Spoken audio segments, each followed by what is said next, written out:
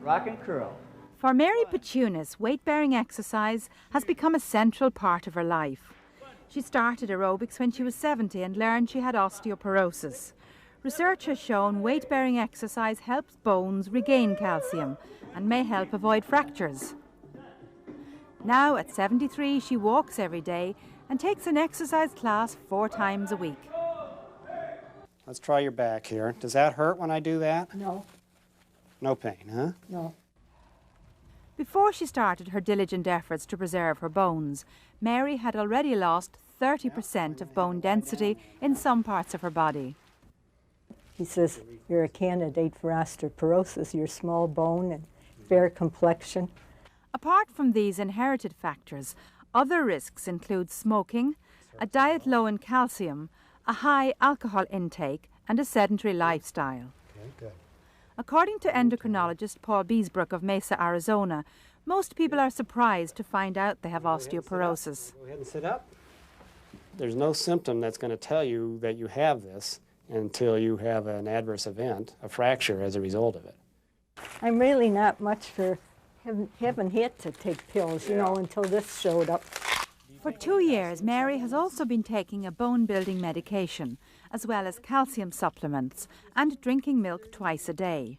Her most recent bone density scan shows that her efforts have paid off, though not as significantly as she had hoped.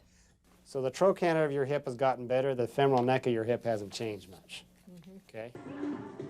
Mary believes that if she can stick to her exercise routine and healthy diet, she will be able to at least maintain her current bone density and avoid fractures as she grows older. Once you lose it, it's pretty hard to get it back.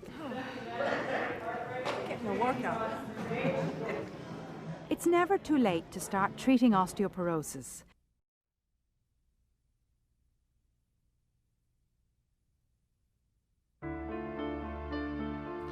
Bone is living tissue, and the inside of a healthy bone normally looks like a honeycomb. But with osteoporosis, the spaces in the honeycomb become larger, reflecting the loss of bone.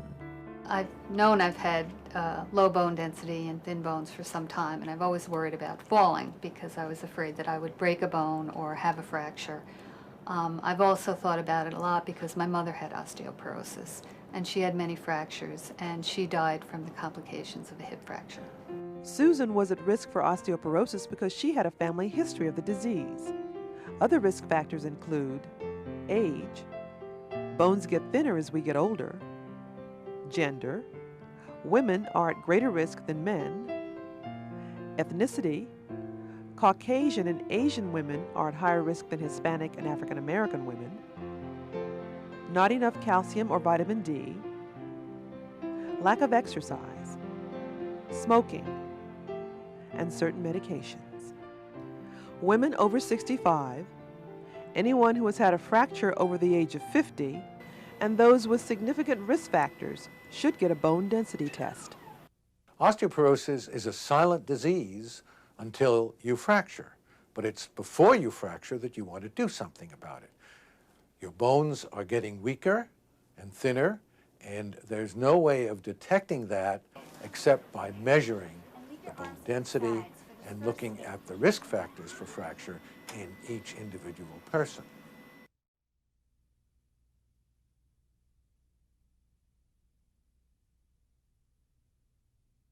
Nobody ever mentioned osteoporosis in our family.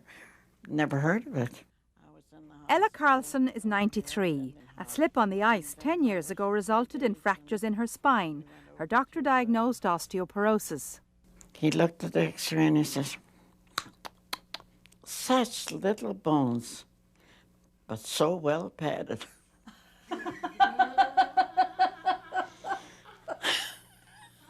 I didn't exactly appreciate that. Have you lost height? Oh, yeah. I'm only 4 feet 11 now. And I was 5'4" when I came to the United States. Breaks in the spine, hip and wrist are the most serious consequences of osteoporosis. 50,000 people die each year as a result of hip fractures, usually because of complications from surgery or from being confined to bed. Ella has managed to walk again despite multiple setbacks. How many bones have you broken altogether? Well, I broke all of these bones in this wrist. They said there's 8 bones in the wrist. I broke every bone here, 5, 6, and 8's 14. Broke my knee. I broke the pelvic. Broke my 2 vertebrae, the right left.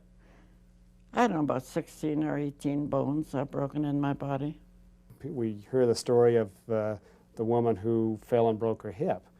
In some cases, what actually happens is the woman broke her hip and fell down as a result. Also, with spine fractures, when a person's bone density is so low in the spine, even rolling over in bed or just walking can result in a spontaneous compression fracture of the spine. Is there anything you can do at that stage, or is that hopeless? I don't think that osteoporosis should ever be looked upon as hopeless. 10 years ago, many physicians looked on osteoporosis as an untreatable condition, and when it developed, there was nothing to be done. I don't think that is true at this point. We now have potent medications that can improve bone density. Even though she's in her 90s, Ella's doctor put her on a bone-building drug a few months ago. A recent fall in her bedroom leads her to believe that her bones are already stronger as a result. Well, I do, because I think the way I fell, and I only bruised that leg. If I hadn't taken it, maybe I would have broken. I said maybe, I don't know. I'm not no doctor, but I know that it just bruised, a bad bruise, and that was all there was to it. As you see from Ella, it's never too late to start treating osteoporosis.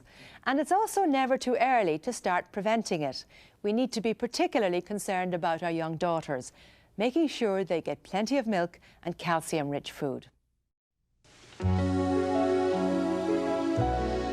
In all of the physical modalities for treatment of osteoarthritis of the hip or knee, exercise really is the one that is the most effective at managing and reducing pain. It seems like a paradox, but people with osteoarthritis need to be active.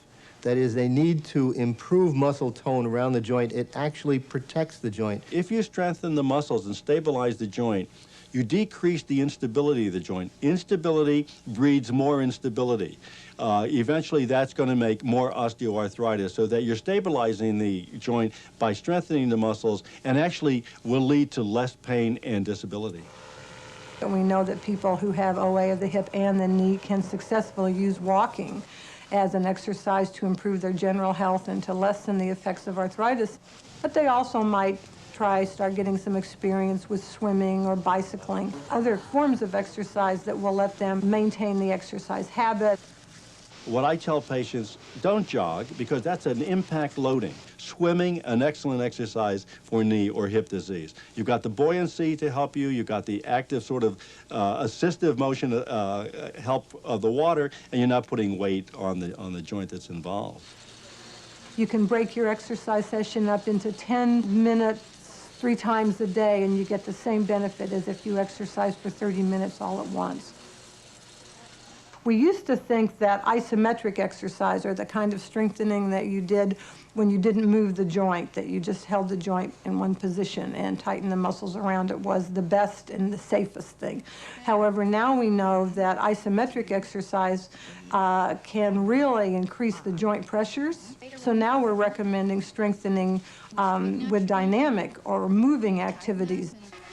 We find that people who are exercising and continue to exercise for longer than, say, 6 months are exercising because they like the group they're with, they enjoy being with the people. If we can help people put the social component into their programs, we'll be able to help them maintain good habits longer. What we want you to do is straighten out your leg. We know that if a physician or a healthcare provider encourages someone to exercise, that's very important. If that same professional asks them when they see them again, how are you doing, what are you doing, let me see, how's it working, so they get some continuity of that advice and they get some reinforcement that this is important, that's a powerful tool to helping people stay up with an exercise program.